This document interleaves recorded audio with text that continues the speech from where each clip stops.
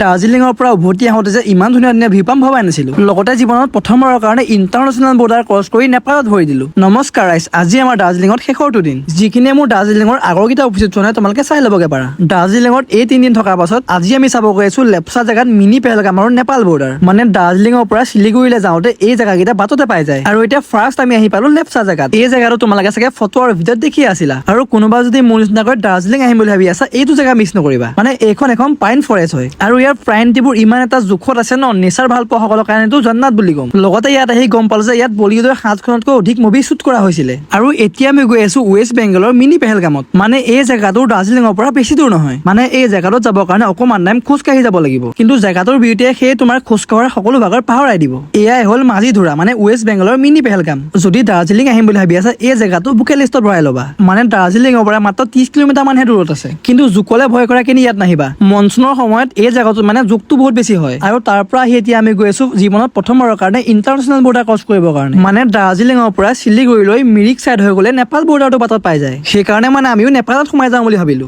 লগতে ইয়াত আহি আমি কেইটামান নেপালৰ কইন্স লৈ ললো। আৰু ইয়াত মানে বেছি টাইম নকৰো, কাৰণ ইয়াৰ পৰা আমি যাব লাগিব শিলিগুৰিলৈ, কাৰণ শিলিগুৰিলৈ মানে ইয়াৰ পৰা আৰু 50 কিলোমিটাৰ মান আছিলে। আৰু মোৰ মানে মনটো ভাল লাগি আছিলে, কাৰণ জীৱনত প্ৰথমবাৰৰ কাৰণে বেলেগ এখন দেশত ভৰি দিলো। আৰু এতিয়া আমাৰ ইয়াৰ পৰা শিলিগুৰিলৈ বেছি দূৰ নাই। সঁচাকৈ ৱেষ্ট বেংগলখনো মানে বহুত বেছি ধুনীয়া হয়। কোনোবা যদি দাৰ্জিলিং আহিম বুলি ভাবি আছা, এইটো ৰাস্তাত নিশ্চয়কৈ আহিবা।